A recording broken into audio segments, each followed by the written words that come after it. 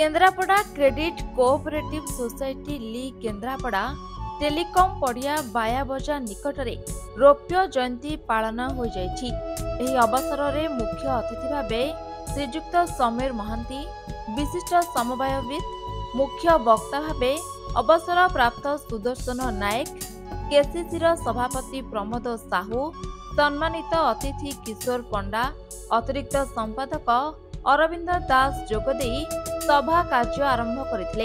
एही KCC society 17 गोटी शाखा जिले में प्रचलित होई आसुछि।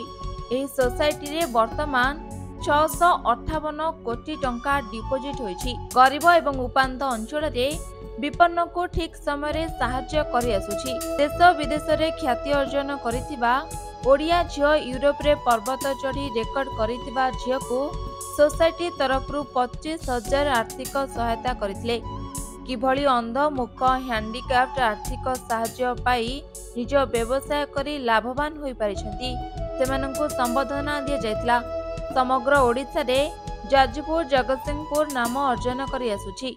आज रौप्य जयंती उत्सव रे मु योगदान करी निजको सौभाग्यवान मने करूछि एवं केन्द्रापड़ा क्रेडिट कोऑपरेटिव सोसाइटी रो जे सभापति प्रमोद साहूंकर जो दृढ़ नेतृत्व तांकर बोर्ड ऑफ डायरेक्टर एवं सठिक परिचालना हेतु ये दीर्घ 25 वर्ष अतिक्रांत करथिबारु मु उत्तरोत्तर उन्नति कामना करुच्ची क्रेडिट कोऑपरेटिव सोसाइटी रो।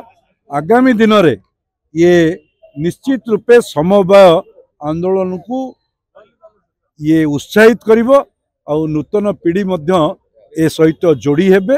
आजिर जो सभ्य संख्या 1,43,000 अच्छी ये आगामी दिन रे ये आर मेंबरशिप बढ़िबो। जो डिपोजिट अच्छी 500 कोटी ताठू मध्य अधिका हबो। ये निश्चित रूपे सताई हो प्रभु बलदेव जी केन्द्रापड़ा क्रेडिट कोऑपरेटिव सोसाइटी को आशीर्वाद प्रदान करंतु। आजिका दिन रे एतिक मोर कहया। डबल इंजन सरकार आसी जी कोन रहिबो समय ऊपर कोन रहिबो। निश्चित रूपे डबल इंजन सरकार जो नीति निर्धारण करिसंती समवाय माध्यम रे समृद्धि ये ओडिशा को आगामी 2036 विकसित ओडिशा पई जो संकल्प ओडिशावासी नहीं ये सरकार रो 24 वर्षर सरकार को परिवर्तन करिसंती ये निश्चित रूपे समवाय माध्यम रे समृद्धि हबो एवं प्रति पंचायत रे मल्टीपर्पज कोऑपरेटिव सोसाइटी माध्यम रे ओडिशार जनसाधारण को आगु। केन्द्रापड़ारू गगन कुमार प्रधान का रिपोर्ट, रियो न्यूज। जदि आपंक आम भिडी भल लगा तेब आम चैनल को लाइक, शेयर और सब्सक्राइब करने को जमा भी भूलु नहीं।